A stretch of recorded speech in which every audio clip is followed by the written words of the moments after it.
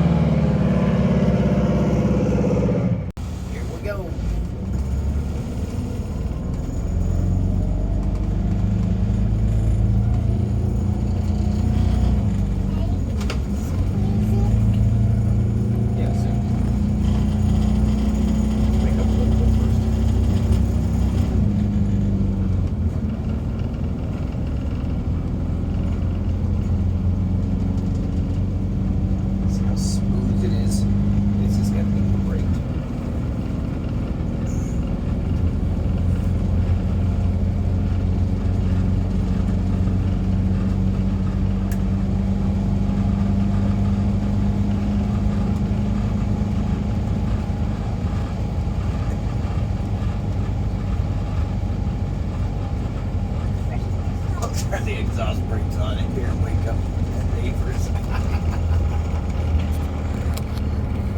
Wake them all up at 5 a.m.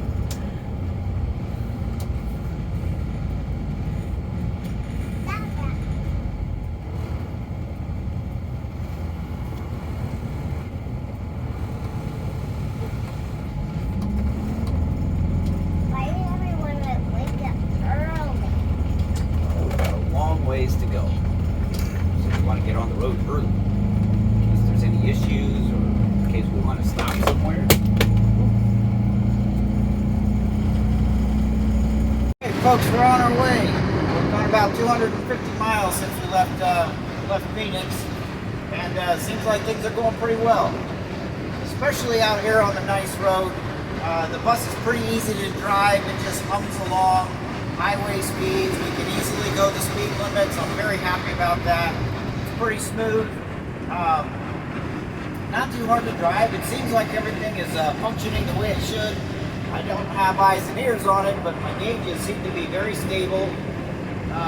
We just came over the Dragoons and the Chiricahuas and powered over the mountains just fine. We dropped down to 62, but I was really pleased. I mean, we definitely are able to go full speed, and that's important. I was hoping we wouldn't be dropping down to 50-55 all the way across the country. So this really is a nice way to travel. I actually have a very good view, and the family does too. They can kind of hang out, they can eat, and we've got the bathroom and everything. That's really, really nice. This is, I think this might be the top-notch way to travel. If you're on a train, you got to stay on the track. Now, you don't have to drive the train because somebody else is doing that for you, but you're limited in where you can go. With an airplane, it's the same way. You have to land and take off at an airport, and whether you have a pilot or not, I mean, maybe you don't really have to fly the plane, but you're very limited in where you can go. But if we decide that we want to pull over and visit a pecan orchard, we can do that. So I kind of like that about it. Now the one big thing is the cost. So this is definitely not a cheap way to travel. I'm having to keep a close eye on the mileage and the fuel and stuff because I don't have a fuel gauge. So kind of a limitation. And so we're going to stop before too long and check it. Maybe once we get to Lordsburg or somewhere like that. Just to kind of get a feel for how far we can go, how many miles we can go on a tank of fuel. So we are coming up to New Mexico. We are just leaving. This is southeastern Arizona here. And so we're going to be, should have a sign for New Mexico right ahead here somewhere.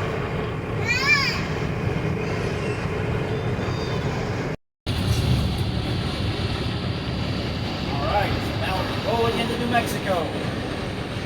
We'll see how far we get today. My hope is Waco, Texas. So we'll see. Hammer down. This guy's not paying attention.